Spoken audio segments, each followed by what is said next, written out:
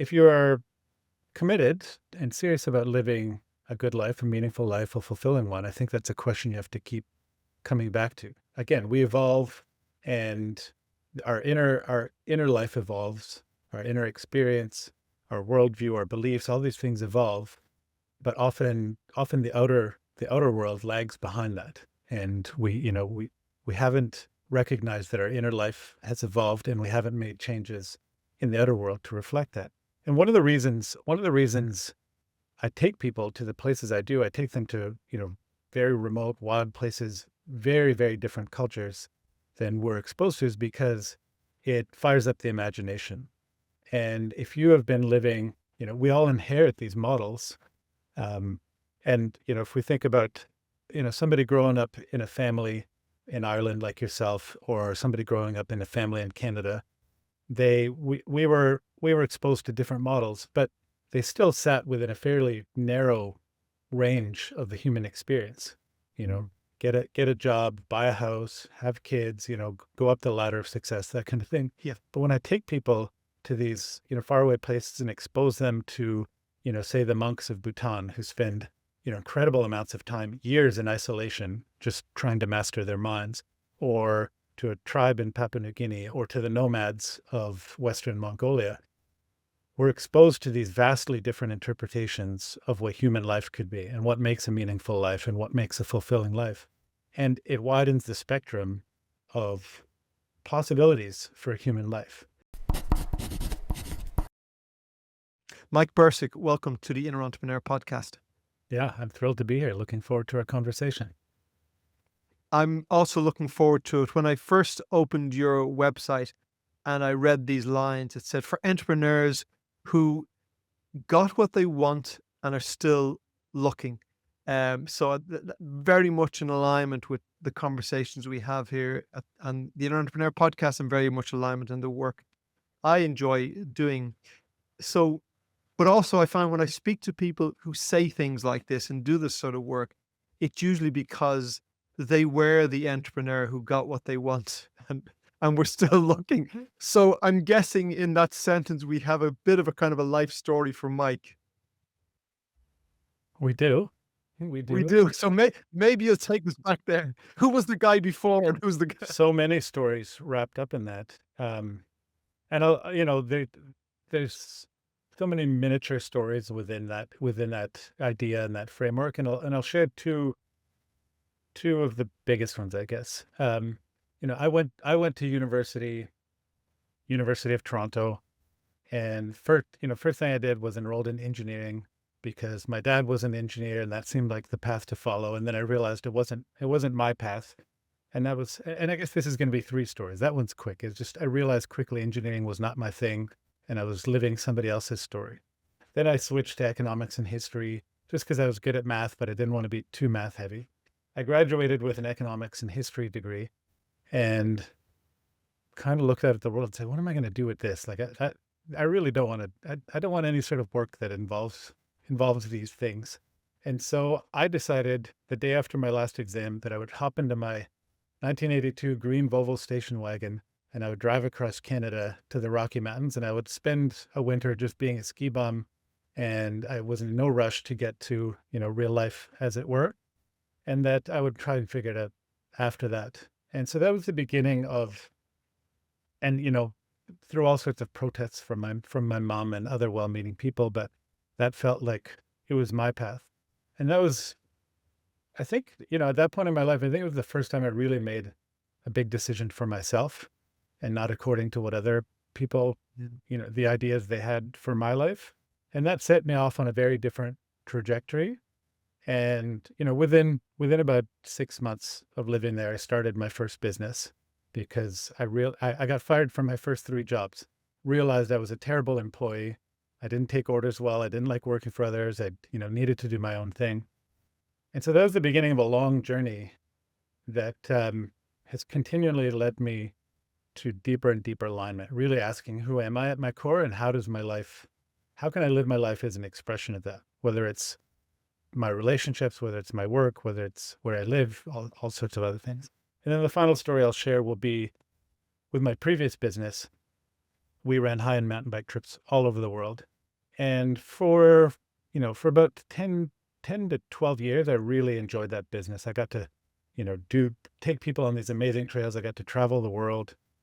And then at a certain point in my late 30s, I became less and less enamored with that business, except I didn't realize it. I didn't ask the right questions.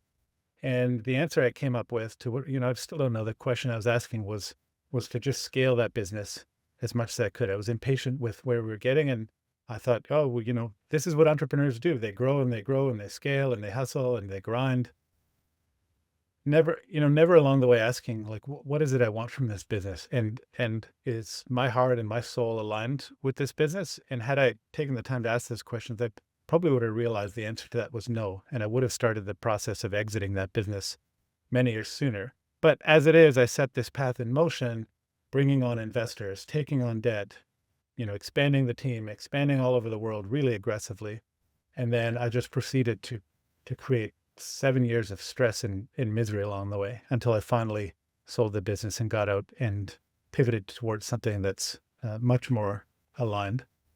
And so I really try, these days when I'm pondering what to do in business or life, really to pause and take stock of who I am, because who I am is an always evolving thing. I'm certainly not the same person I was when I was, 20, graduating university. I'm not even the same person I was a year ago. So continually asking those questions and trying to bring my outer world into alignment with my inner one.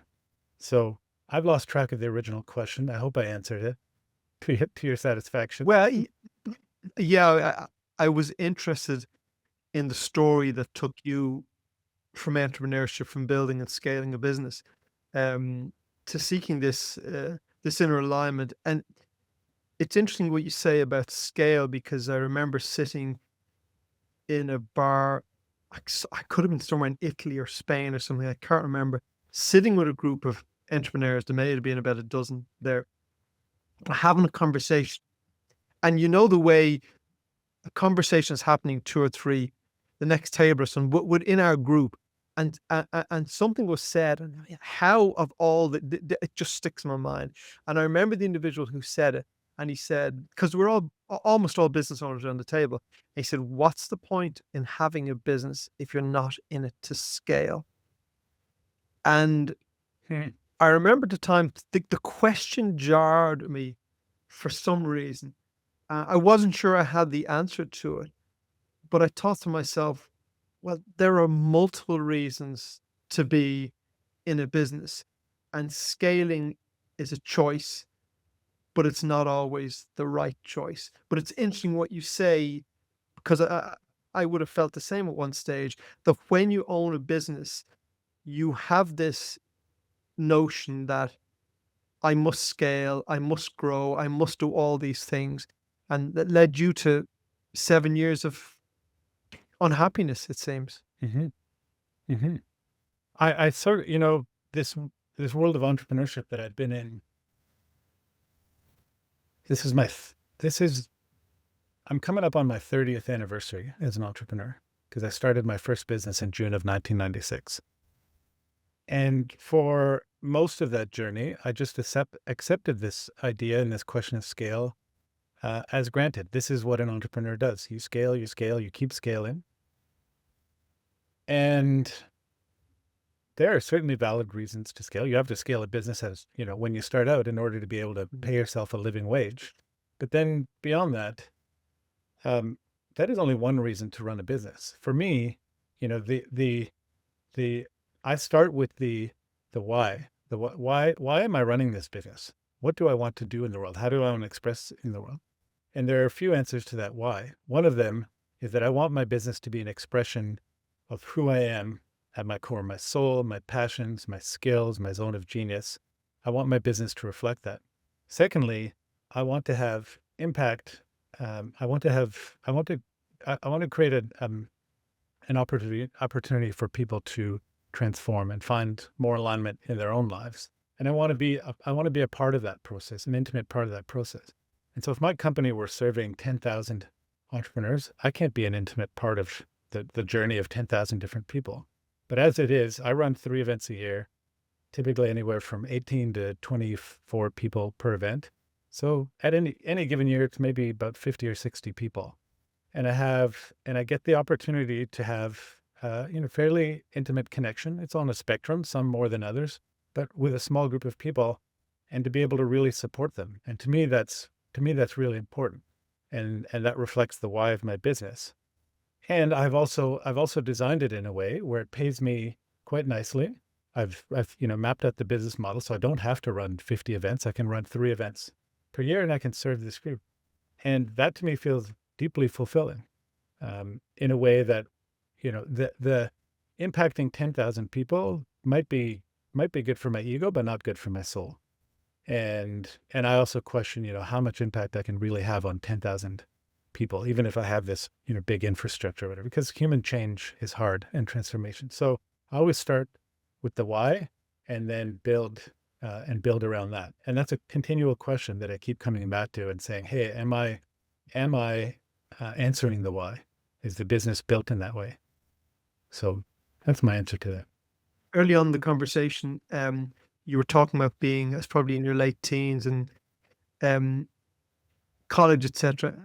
And you went off to do your skiing or whatever it was in the mountains. And you said something to the effect that when you got some work there, that was your first attempt at real life or something. And it's interesting because when you say that, what it reveals to me is this programming we all have that has a box and it describes what real life is. And I think we all have that somewhere. We grow up with this notion, and it seems like what we have to do, and I imagine it's an integral part of the work you do, is somehow we have to untangle ourselves from this definition of what real life is, just like we have to untangle ourselves Mhm. from this definition of what scaling is, because it's not that the definition your society, your parents, etc., have presented to you is wrong, or that scaling is wrong. I don't think that's the right question. The question is it right for me? Yeah. Um, um, it's funny how that seems to be such an unusual question for someone to ask. Is this right for me? Yeah. That is that is a lifelong question. I don't think that question ever goes away. And if you are committed and serious about living a good life, a meaningful life, a fulfilling one, I think that's a question you have to keep coming back to. Again, we evolve, and our inner life evolves, our inner experience, our worldview, our beliefs, all these things evolve, but often the outer world lags behind that. And we haven't recognized that our inner life has evolved, and we haven't made changes in the outer world to reflect that. And one of the reasons I take people to the places I do, I take them to, very remote, wild places, very, very different cultures than we're exposed to, is because it fires up the imagination. And if you have been living, we all inherit these models. Um, and, if we think about, somebody growing up in a family in Ireland like yourself, or somebody growing up in a family in Canada, we were exposed to different models, but they still sat within a fairly narrow range of the human experience. You know, get a job, buy a house, have kids, go up the ladder of success, that kind of thing. Yeah. But when I take people to these, faraway places and expose them to, say the monks of Bhutan, who spend, incredible amounts of time, years in isolation, just trying to master their minds, or to a tribe in Papua New Guinea, or to the nomads of Western Mongolia, we're exposed to these vastly different interpretations of what human life could be, and what makes a meaningful life, and what makes a fulfilling life. And it widens the spectrum of possibilities for human life. And so I'm going back to Bhutan in October. We're going to be living with and spending time with the monks there. And I've run 2 events there before. As far as I know, nobody has decided after that experience to become a monk, but they've all taken away, or at least many of them have taken away, this valuable lesson about the power of stillness, about the power of being versus always doing. And as a group of high achieving entrepreneurs, they've internalized this notion that my self-worth depends on doing. I need to constantly be doing and achieving and setting goals and, checking off boxes. Whereas the monks live a completely different life. There's very little achievement in their life. They spend so much time in isolation, meditating, praying, whatever. But they're also, when you spend time with them, you realize these are some of the most at peace, joyous individuals I've ever met in my life. And they're constantly laughing and joking, and they have this just radiating this experience of inner calm. And it's hard to spend time in somebody's company like that and just think and not think, what are they doing? They really feels like they've really got this thing figured out. And so it just exposes us to a world of imagination. There's so many interpretations of the human experience. And so it broadens our horizons, gives us other ideas, gives us other questions. And from that, we have a much wider palette and options to choose from. Hey, what's right for me? What's right for my soul? Rather than, here's this 3-course menu. You can choose fries or salad, and that's all you've got. I think that most people never ask that question. And they're given this menu, and as you say, it's fries or salad or whatever. And that's just what they choose, and they live that. And there is, I sense, an underlying degree of unhappiness, maybe that's not all, but dissatisfaction, or a sense that there's a lack of fulfillment. And certainly something that I notice is with entrepreneurs that I work with, is that when you work with successful entrepreneurs, and when you mix with successful entrepreneurs, you find people who have ticked all the boxes that you were supposed to tick. So they own a successful business, tick. Wealth. They probably drive a really nice car, tick. They probably live in a beautiful house, have an expensive watch, so they have all the things that at one stage, maybe when you were, younger, you thought these are the things to have. And then the experience is, it has no equation with happiness, none whatsoever. So I've no doubt that probably describes some of the individuals who turn up on your trips. When you arrive with the monks in somewhere like Bhutan, two things fascinate me. One is, can you tell us a little bit about how these monks live? Tell us a little bit about their lives, and then tell us a little bit about what the experience is of us. I'm going to say rich Westerners, because that's what we are in comparison. We turn up in this culture clash. That must be an amazing experience. Yeah. Well, first up, I'll say experiences like that have to be handled carefully, right? Because of the culture clash, because of disparities in income and traditional measures of wealth and whatever. You mean respectfully? Is that what you're saying? Respectfully. And Yeah. so, a lot of my work when I'm exploring new destinations, whatever, is the work of relationship building and establishing relationships with people. So that they trust me enough to want to welcome me and my group into their homes, into their communities, and B, so that we can establish a relationship that's based on mutual benefit. And so when we visit, a monastery in Bhutan, this monastery that we visited 3 times now, I approach it from the perspective of there's something really valuable to learn here from these people. So I come at it from a place of reverence and respect for their culture, their way of life, and also approach it from the perspective of what can we offer to this group. And in some cases, that's just, direct support, because while they may have wealth of spirit and wealth of joy, and there's a thing, they also lack, in this particular Resources. case, they lack specific resources. So this particular monastery is at 3,300 meters, sorry, over 11,000 feet, and gets quite cold. And the monks have inadequate, clothing, footwear, hats, all that kind of stuff. They also lack, last time we visited, they had lost their teacher. And so, because we have this long-term relationship with them, I'm able to stay in touch with them and say, hey, what do you need? How can we support that? In some cases, it's me providing the support. In some cases, it's me canvassing the group. How can we How can we support you? In many cases, they're, after they've had the experience, they're so, they've developed this wonderful relationship and they want to support it. But just, so it has to be handled carefully because there's so many instances of,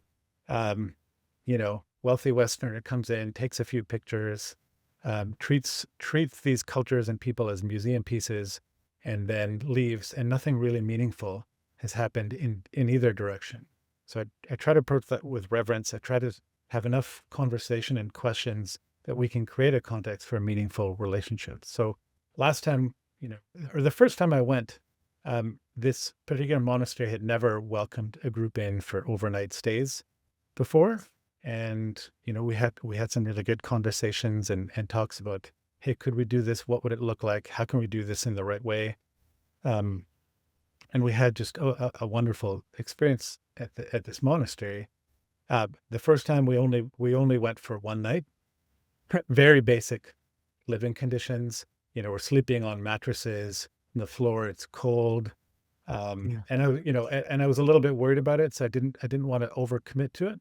But then people had such a great time. The next time I went back, we stayed for 3 days, 2 nights, and still very cramped, still very cold. But it was like, it was like a slumber party. All these people in one room together were having pillow fights and all that kind of stuff. And B, just the immersion, with the monks. We are eating with them in their dining hall. We are praying with them during morning prayers. We are studying with the head monk and learning about Buddhism, learning about meditation, things like that. And so it's extremely immersive.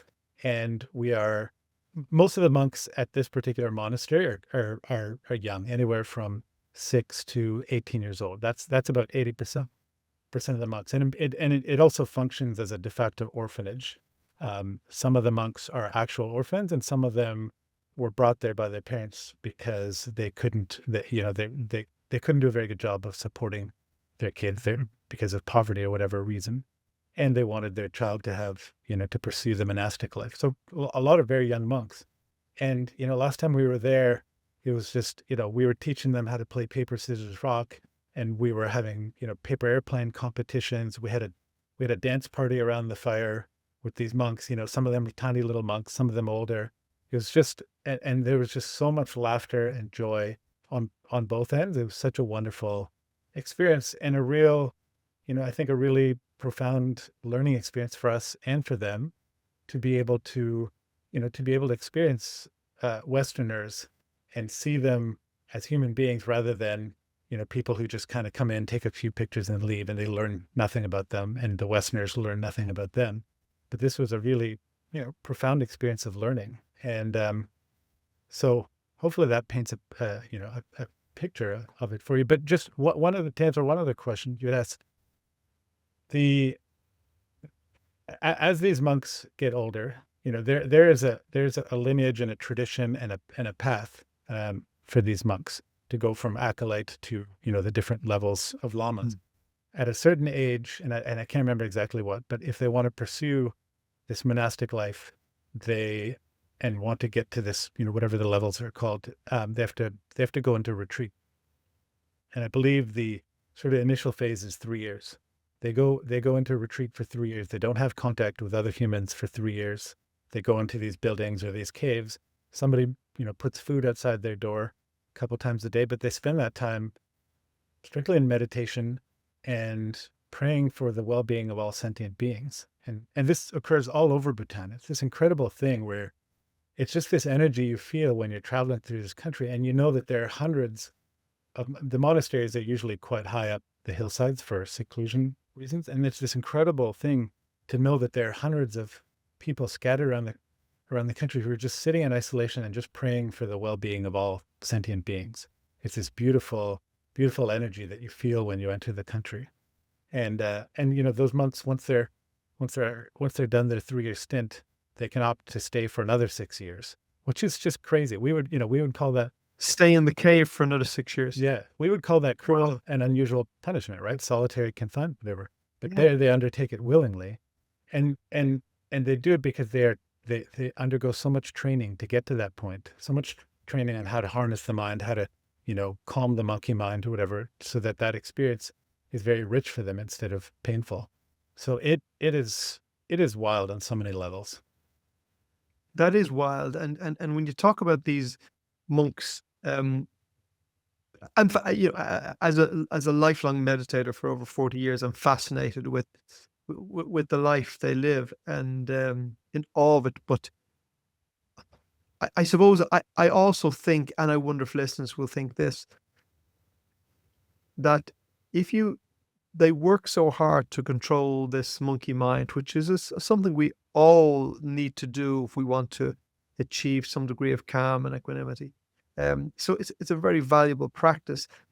But if you control the monkey mind and find this level of peace joy that they have, um, but all you do is sit in a cave, what's the value in that?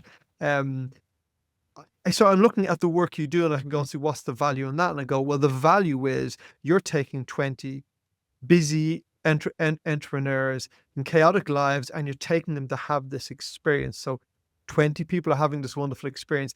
Then those 20 people go back and they have, partners, and they've children, and they've family, and they've employees, and the spread of that 20 people. So I'm not saying everything has to be justified, but in my mind, I can go, well, there's real value in that. That's hard to measure the impact that would have. And yet these young monks or old monks are achieving this incredible level of mastery of the mind that is probably far beyond anything I can imagine. And it seems like apart from you visiting, they're not sharing it with the world. It's just their own experience. And I wonder, where's the value Mhm. in that? Well, that's a great question, because you could look at that and say, well, you're kind of wasting your life there. But I guess there's a few levels at which to answer this question. One is, I look at it, one level to look at it is sort of like the hypocritical first do no harm. Hmm. And I think the vast majority of humans, a lot of harm has been done to them, growing up, whatever, traumas, and small, large, or whatever. And that cycle gets perpetuated. That's typically how trauma works. You perpetuate, and that runs a spectrum, of course. I'm not talking about like outright physical or sexual abuse or whatever, but we all carry these things within us, and those manifest in the world. And so, and so these monks, by calming their minds, by doing the training, whatever, become much more peaceful human beings and much less likely to inflict harm upon others. Secondly, that, what I'm talking about here, going into seclusion or whatever, that's just part of the training.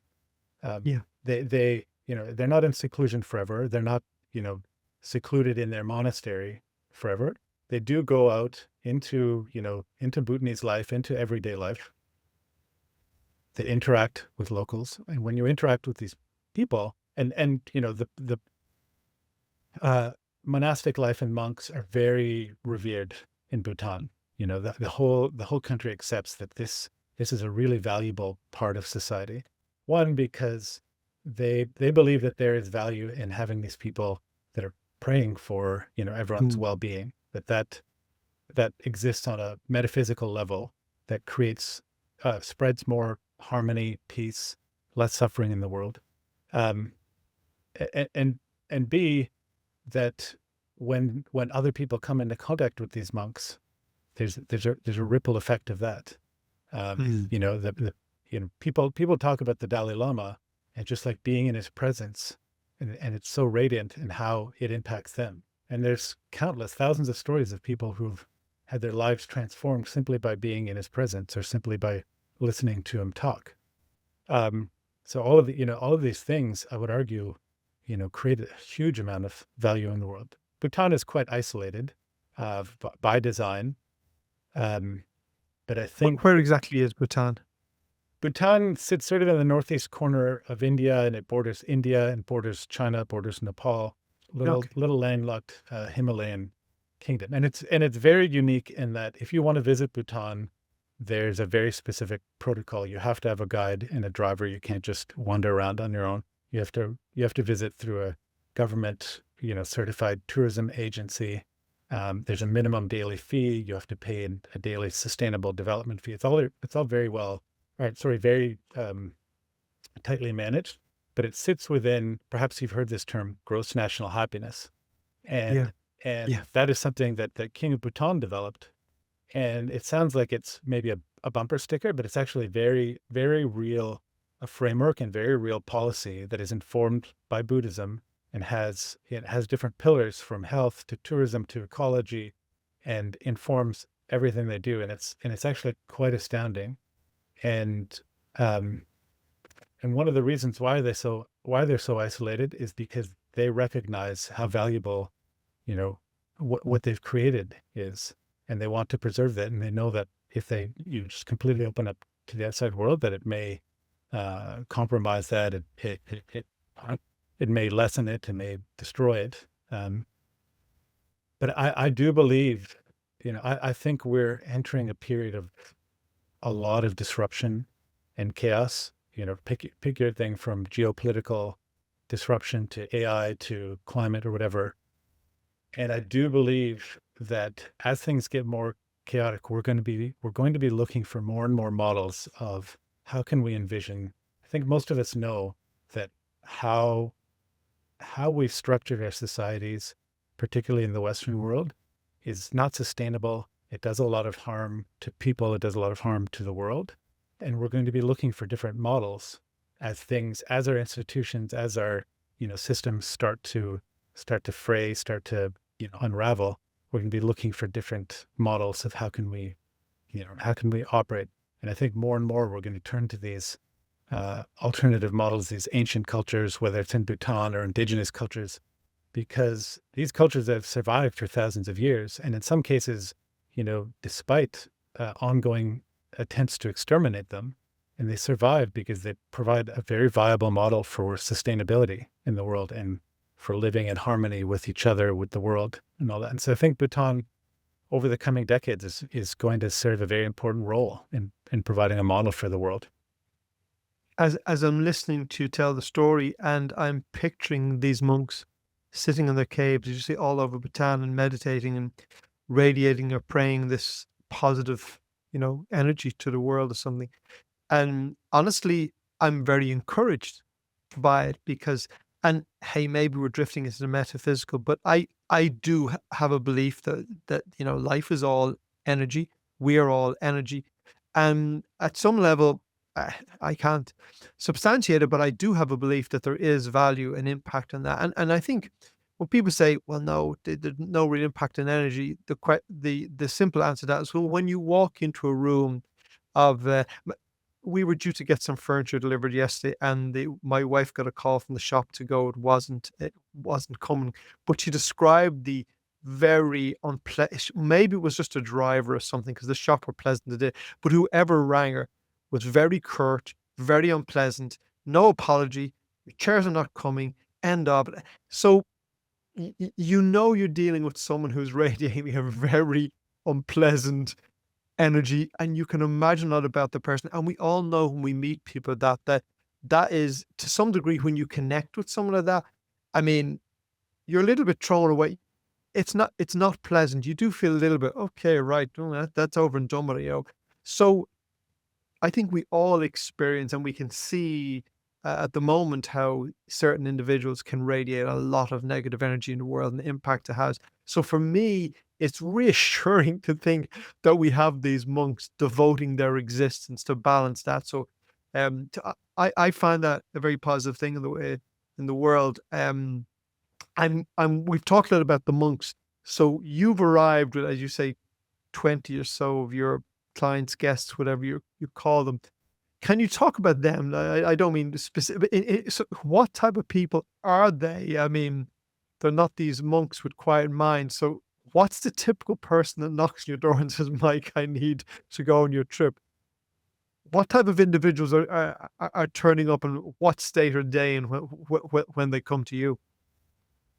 Yeah, I mean, I guess I could use the umbrella term seekers to describe them. They're all entrepreneurs, Yeah. typically in midlife. That's when these questions start to get louder and louder. And usually, if you're in your 20s or your early 30s, you're still very much concerned with what David Brooks called the first mountain, right? Yeah. Yeah. Achievement, success, moving Yeah. up the corporate ladder or whatever, building your company, that kind of thing. And once you get deep enough into midlife, you've like you say, you've ticked all the boxes, and you still feel this sort of quiet ache, when you wake up, and you can't quite put your finger on it. That starts to get louder and louder, and eventually you start asking different questions. And that's typically when people find me or seek me out, um, because they're willing to answer those questions. And in some cases they're already in transition, and in some cases they're in transition but they haven't recognized it yet. And it's sort of like life is calling them into transition. The old model, whether it's work or relationships or something else, is kind of unraveling, and life is calling them, but because we humans are so resistant to change, they resist that call.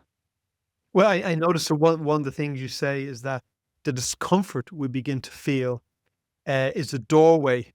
So when we begin to feel, and I can relate very much to this because I would have, I would describe myself as a seeker. Maybe that's obvious, but I would have gone through that building a business and then going, I have all this stuff. I have more than most people.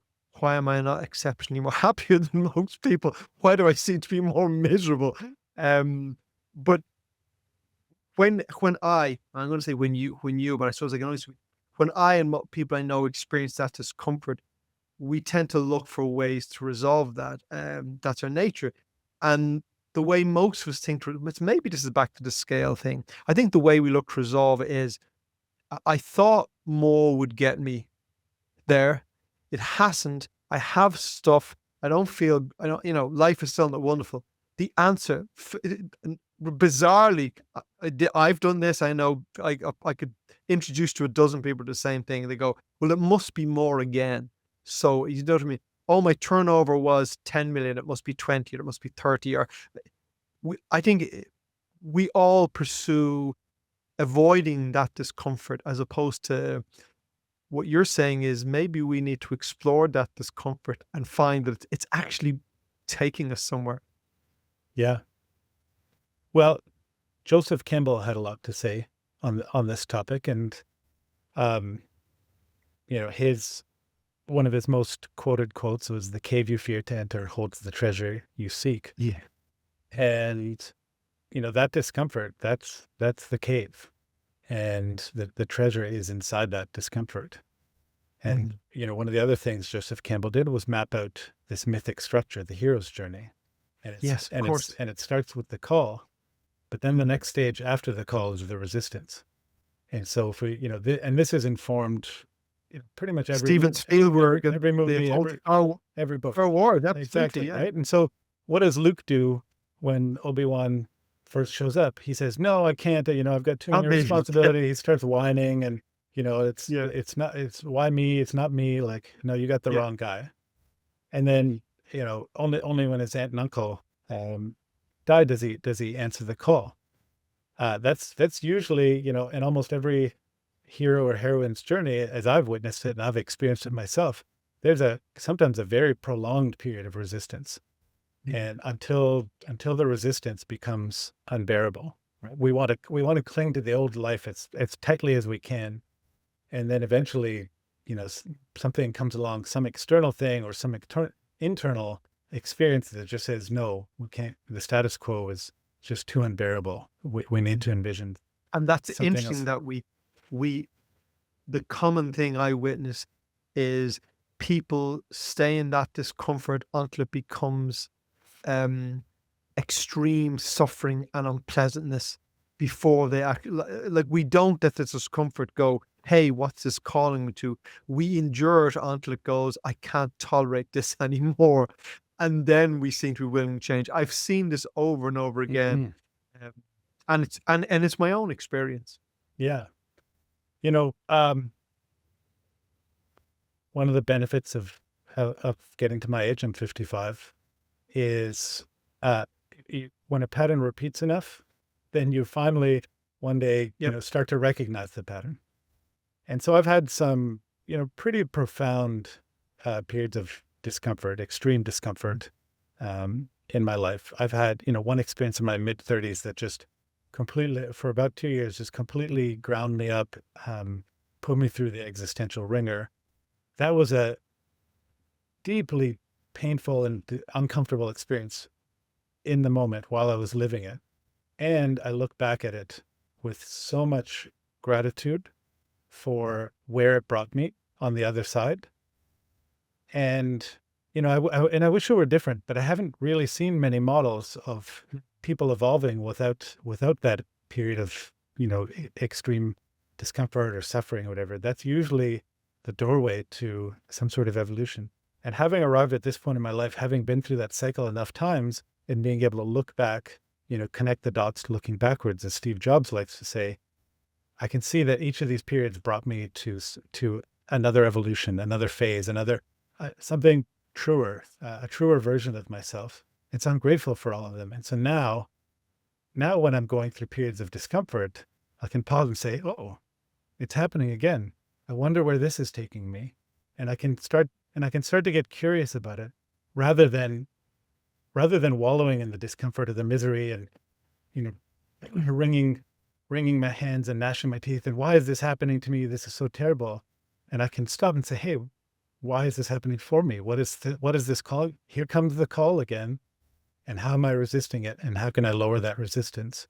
And so it's almost like I can shorten the cycle, from pain and suffering to evolution, and avoid a lot of that resistance that just drags things out. And some people are very, very good at that, and they can drag that out their entire lives and The entire life. and refuse that call to evolution. And what a sad thing that is, to not grow and not You could evolve. potentially waste an entire life in that point. So your clients who arrive on these journeys, these adventures with you, they are successful entrepreneurs.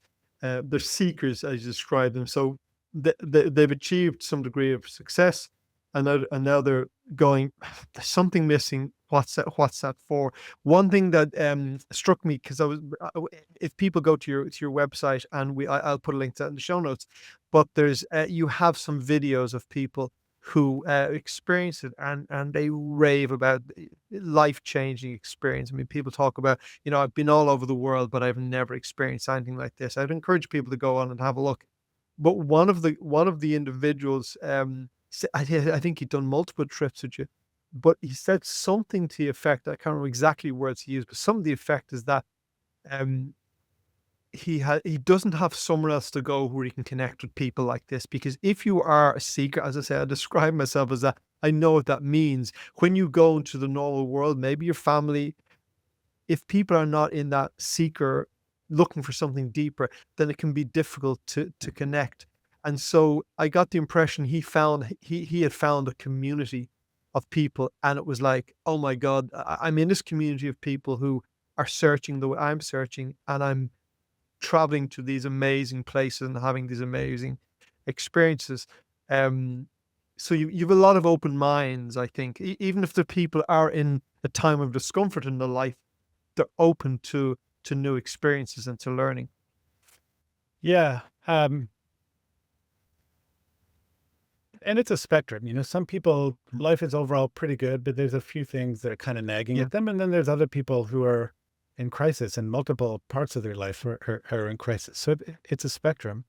Um, one of the things I do is try to create a very open and safe environment for people to explore these things together. And so I've done a lot of work and research into psychological safety, and how do you create it amongst people? How do you create it in groups?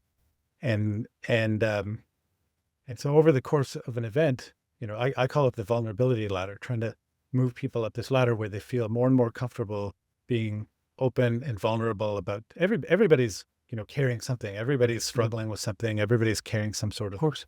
pain. And many people have nowhere to talk about these things. And you can't take somebody from, zero all the way to the top of the ladder and, unburden your greatest pains. You kind of got to work at it slowly. And each time, we move up the ladder, people feel, oh, okay, that's where we are now. That feels safe to me. And then you move a little bit up the ladder. It's like, okay, I can feel safe. And then by the end of it, you're with these people who were complete strangers 8 days ago, but you're sharing the deepest, most profound, most vulnerable parts of your life with them. And it feels safe. It feels incredibly freeing to be able to talk about these things that maybe some people, I've heard so many times, I shared something here with somebody or a group of people that I've never shared with anyone before in my life. And what a psychic cost to be carrying something like that around and have nobody to Mm.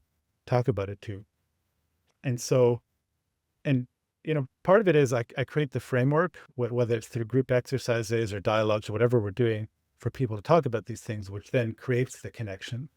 So some people like what people typically talk about is the deep connections that they form with others, less so about, the context for transformation, all that kind of stuff. But it's the context for transformation that creates the connection because we're talking about, these really deep, profound subjects. And as my friend, your fellow countryman, Philip McKernan, he's another coach. We're co-hosting an event in Iceland together.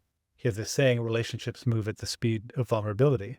And so the more you are willing to be vulnerable, the more you're willing to share yourself, the deeper your connection with another human will be. Unless the other person is completely closed down, then, both people have to show up in that spirit. But that's where really true, profound connection lives.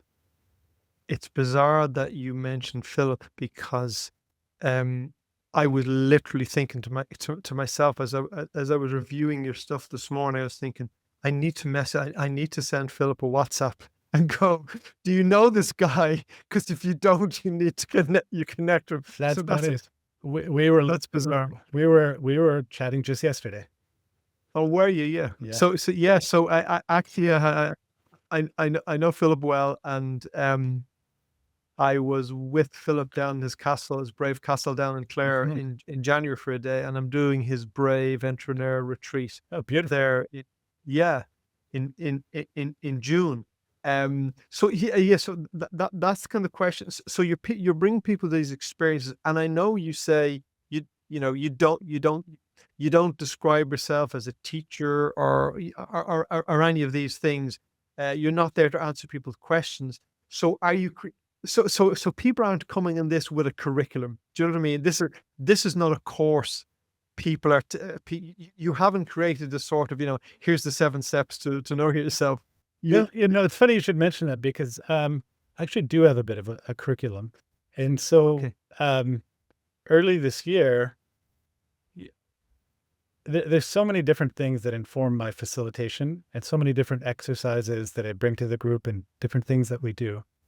And while while I felt most of it was very worthwhile and very impactful, it lacked a sort of cohesive structure, a cohesive worldview of how these things work together, a cohesive philosophy of change and all these things. So I set myself to really putting this inside sort of frameworks and my unique view and sort of the Wayfinders method. And the end result of that became a 64 page. I call it the Wayfinders Field Guide, and so it's a handbook that everybody gets at my events, and it's a framework for how to look at our lives, how to reflect, how to apply different lenses on the points in our life that are stuck, and all these kind of things. So actually, for the first time, do have a bit of a curriculum, and it's still lots of room in there for flexibility and working with what comes up in the moment. But it's also something that we're not going to go through every page of this 64-page thing together during the event, but it's something that they can bring home and they can keep exploring and they can keep, asking questions, reflecting and stuff like that. So I tried to take all these, 9 years of different tools and frameworks and ideas and whatever, and put them into something cohesive, which I'm quite proud of. So yeah, it gives people some sort of a structure, I suppose, because when you have that sort of experience, when you have that sort of experience, you do need to somehow contextualize. Well, I did a trip with Philip there. Not September last year. We were in Denver. 12 of us went, and one of the days he took us to Arkansas State Prison, which I don't know if you've visited, but I mean, that was a small taster of the type of work you do because this 4 hours inside prison wall and meeting these incredible human beings who are there for murder and all this sort of thing. So when you talk about shifting your perspective and completely jarring how you view the world, it really shakes it up. But we did need debrief after some Yeah, degree of to kind course. of share and to share and express what we felt in it. And my experience of that, and I'm sure this is very close to what your clients are experiencing, is that you take something. I can't tell you really. I can tell you some practical things I learned from that, but there's a richness of experience that you take away from that. And I certainly think about that day in Arkansas Correctional Facility. I probably think about it it was last September, and I probably think about it every every day. So I think I can imagine that these experiences are powerful for people. So um, it sounds like really powerful work you're doing. I hope so. Yeah, yeah, and I do know so because I've got enough feedback after all these many years, and the work keeps deepening. I try to approach it with a beginner's mindset, Yeah. and and so approaching it anew, every week, and questioning myself and testing things out in the field, and then reviewing and, hey, is this working? Is this landing? Talking to people. It's human psychology is a very complicated thing, right? Mm. And so you have to keep updating your models and your beliefs and your approaches. And I do believe it gets better and better as I continue. And and sometimes there's just, sometimes it can be just so incredibly simple. Take people to a very different environment, expose them to different ideas, to expand that spectrum of what they know and what they believe and what they think. And probably one of the most profound things that I do that has the most impact is to just take people out in the wilderness and plop them down somewhere on their own for 3 hours, for 24 hours, whatever it may be, and let them sit with themselves and see what comes up. And for a lot of people, they've never done anything like this. They've never sat still for more than 10 minutes. But to take them to these profound, beautiful, wild places and have them be alone with themselves, but also in this experience of deep connection with the natural world. And it reminds people that they're connected to something larger than themselves. And it reminds them that they have an inner world that they should pay attention to. And that's I'm not doing much there other than creating the context, right? And sometimes that's the most profound thing I can do is create that context for people. But it's an opportunity. It's an opportunity that most people never. I live in the countryside. I almost never avail of that opportunity just to go and to go and to go and just see in nature. Um, I'm intrigued, and it's certainly something that I'm going to put on my list. So, Mike, I think you can expect to see me I would on love one of your I would love to host you. on one of your events, visiting those the monks. But I had a look through some of the events you're doing, and they look absolutely spectacular. So, yeah, I think I'll be signing up one of these days. Where can people find you? Find more about the work you do. Yeah, the website is way-finders.com. And, our upcoming adventures are there.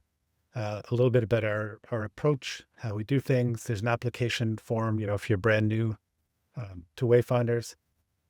I'm going to be announcing my 2027 adventures in late April of 2026, and I've got some really interesting stuff in the works. So yeah, I'm quite excited. So yeah, would love to welcome you on one of my events.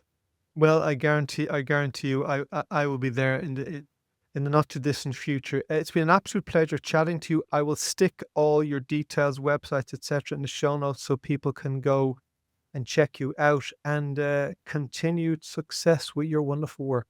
Thank you so much for the conversation.